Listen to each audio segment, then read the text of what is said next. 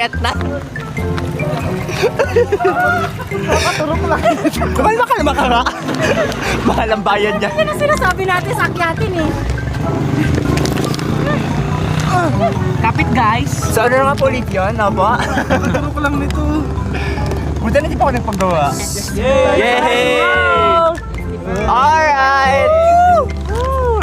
Payapa na aming buhay dahil ito ay ano na, sementado. Sure. Sige, tawagin mo. Tawagin mo, Nay.